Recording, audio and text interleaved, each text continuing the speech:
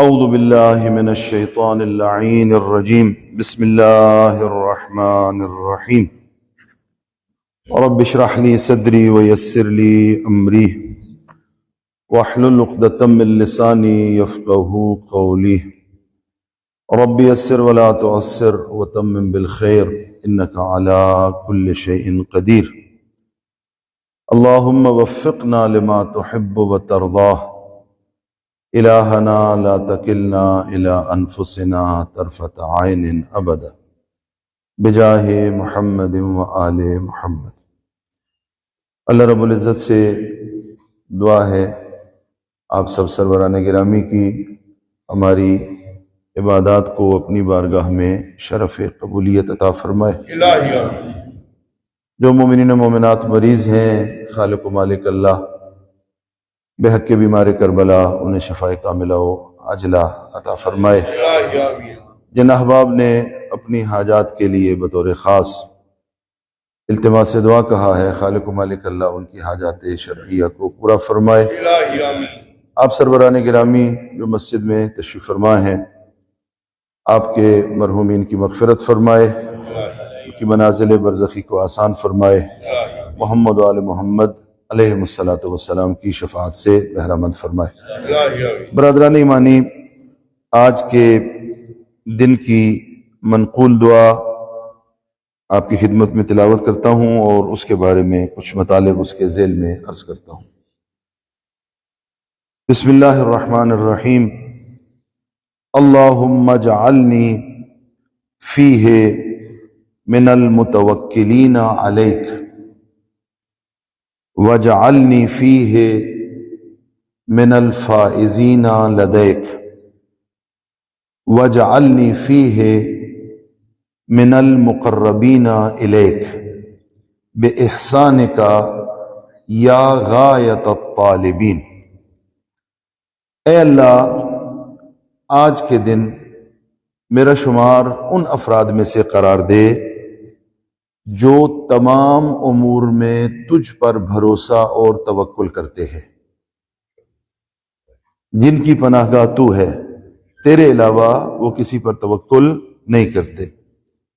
وَاجْعَلْنِي فِيهِ مِنَ الْفَائِزِينَ لَدَيْكَ، آج کے دن میرا شمار ان افراد میں سے کر جو تیری بارگاہ میں کامیاب ہیں۔ دنیاوی کامیابی معیار نہیں ہے، جو خالق کی بارگاہ میں کامیاب ہے، تیری بارگاہ میں کامیاب ہے، خدایا میرا شمار ان افراد میں سے کر دے۔ وَاجْعَلْنِي فِيهِ مِنَ الْمُقَرَّبِينَ إِلَيْكَ، آج کے دن میرا شمار ان افراد میں سے کر دے جو تیری بارگاہ کے مقرب ہیں اور جنہیں تیرا قرب حاصل ہے۔ واضح ہے یہ ظاہری جسمانی قرب مراد نہیں ہے، معنوی اور روحانی قرب مراد ہے۔ اور آخر میں بے احسان کا یا غایت الطالبین، یہ کام جو دعا میں مانگے گئے اللہ سے، یہ نہیں ہو سکتے جب تک اللہ کا احسان شامل حال نہ ہو جائے۔ تیرا احسان ہوگا، تیرا لطف ہوگا، تیرا کرم ہوگا، جس کے نتیجے میں یہ ساری چیزیں مجھے حاصل ہو جائیں گی۔ اور یا غایت الطالبین، اے طلبگاروں کے مقصود، تڑپ رکھنے والوں کے مقصود، تلاش کرنے والوں کے مقصود، تیری بارگاہ میں میری یہی دعا ہے۔ توکل کا لفظ یہاں پر آیا، پہلا جملہ اللہم اجعلنی فیہ من المتوکلین علیک۔ توکل کیا ہے؟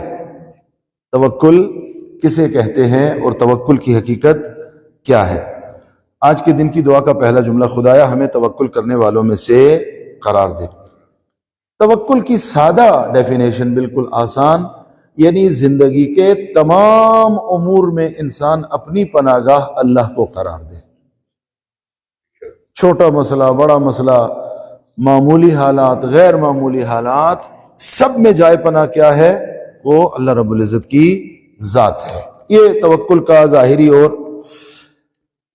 تاریخ، سیرت انبیاء، سیرت معصومین علیہم الصلاۃ والسلام، یہ اس بات کی گواہی دیتی ہے کہ جو اللہ پر توکل رکھتے ہیں وہ ہمیشہ کامیاب ہوتے ہیں، اور جو اللہ کا چھوڑ کر اللہ کی بارگاہ سے دوری اختیار کر کے این و آن، یہ اور وہ، دائیں بائیں، ان کی طرف نگاہ کرتے ہیں، وہ ظاہری طور پر تو کامیاب ہو سکتے ہیں، لیکن فوز واقعی اور حقیقی کامیابی ان کا مقدر نہیں بنتی۔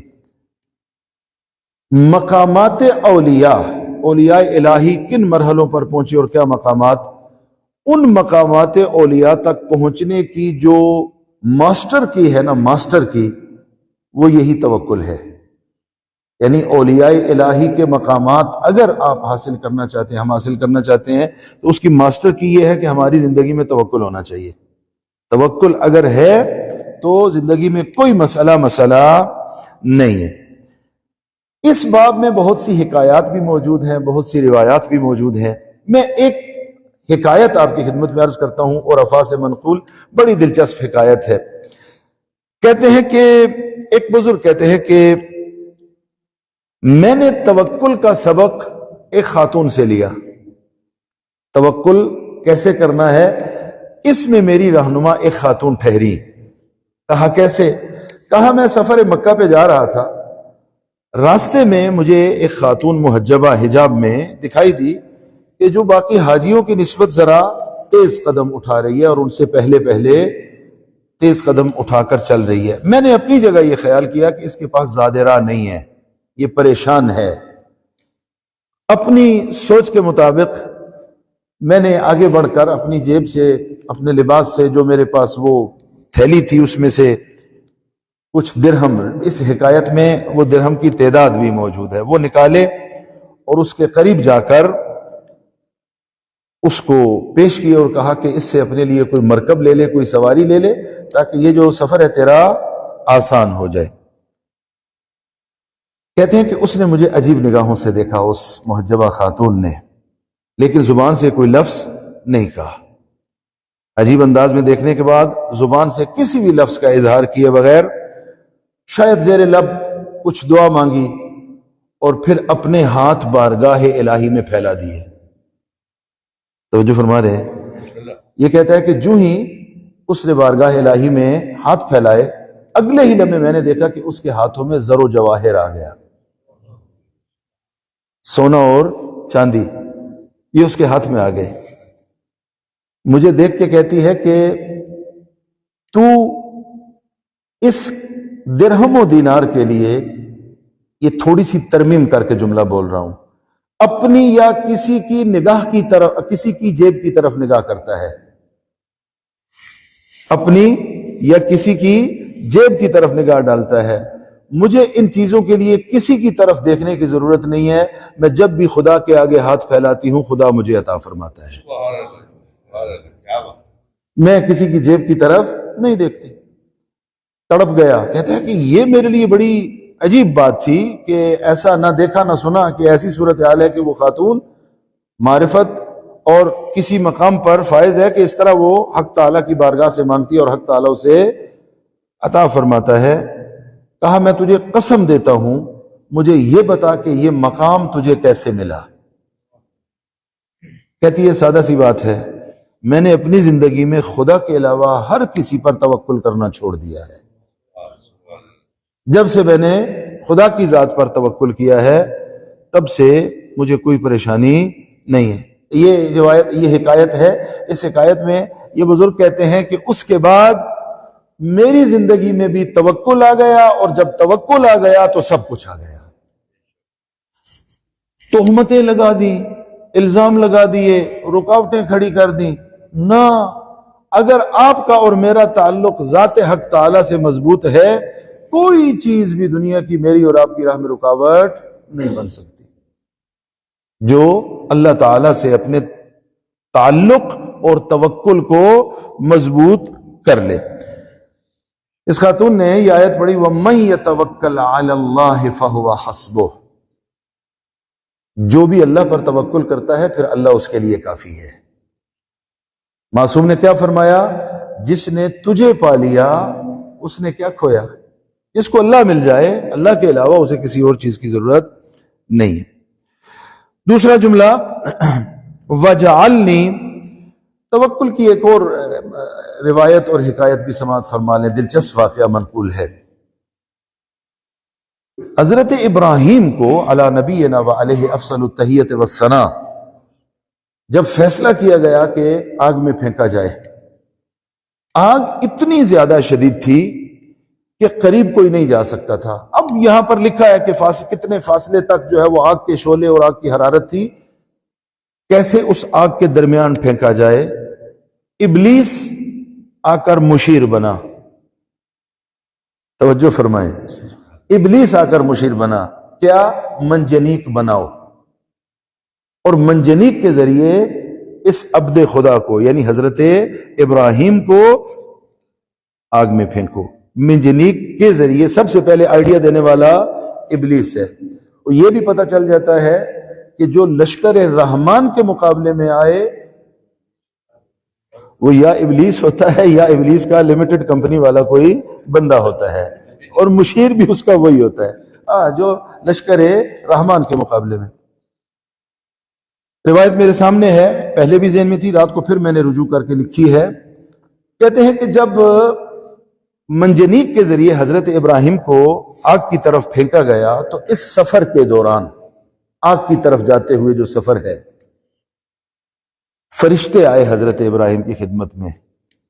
اللہ کا سوال، اللہ کا حاجہ، کیا کوئی سوال ہے، کیا کوئی حاجت ہے؟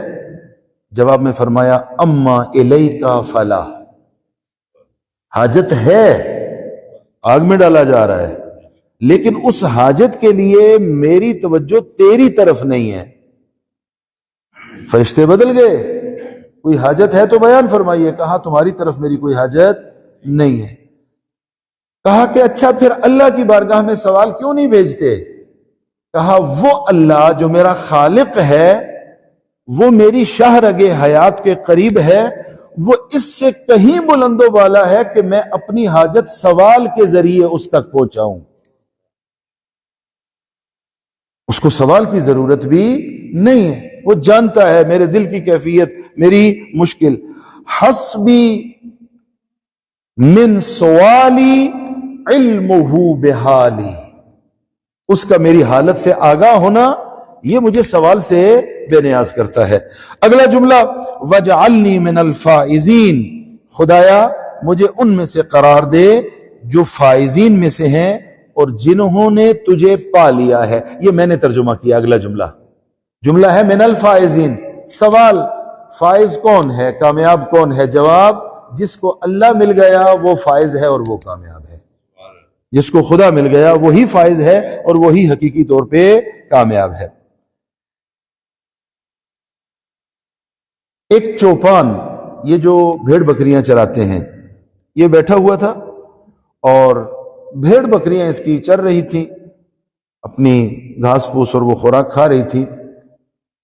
بھیڑیے بھی وہاں سے گزر رہے تھے اور کوئی بھیڑیا بھیڑوں کو یا بکریوں کو نقصان نہیں پہنچا رہا تھا، بلکہ اس حکایت کے مطابق وہ اگر بھیڑ کوئی اپنے روٹ سے ہٹ جاتی تو وہ بھیڑیے آگے سے جا کے انہیں واپس اپنے گلے میں لے آتے۔ اتنے میں ایک عارف وہاں سے گزرے، یہاں سے یہ منظر انہوں نے دیکھا تو یہ سوال کیا متى اصطلح الغنم مع الذئب، یہ کب سے ہو گیا کہ بھیڑوں اور بھیڑیوں میں دوستی ہو گئی؟ دعا کا جملہ کیا ہے؟ خدایا مجھے اپنی بارگاہ میں کامیاب افراد میں سے قرار دے۔ اس کی توجہ فرمائیں، بھیڑ اور بھیڑیے میں دوستی سمجھ میں آنے والی بات نہیں ہے۔ یہ کب سے ہو گیا کہ بھیڑیں اور بھیڑیے آپس میں دوست؟ چوپان نے جواب دیا متى اصطلح الراعی مع مولاه، یہ بھیڑ اور بھیڑیے کی دوستی تب سے شروع ہوئی ہے جب سے چوپان نے اپنے مولا سے دوستی کر لی ہے۔ توجہ فرمائیں، جب سے بھیڑ چرانے والوں نے اپنے اللہ سے دوستی کر لی ہے، اللہ سے دوستی کے بعد یہ چھوٹے موٹے مسئلے اس نے حل کرنے ہیں، میں نے ان کے بارے میں پریشان نہیں ہونا۔ خدایا ہمیں آج کے دن ان افراد میں سے قرار دے جو تیری بارگاہ میں کامیاب افراد ہیں۔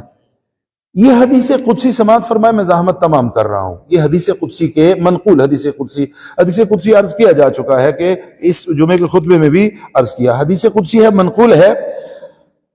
اللہ نے اپنے بندوں سے ایک چیز مانگی ہے، بڑا قابل غور جملہ ہے۔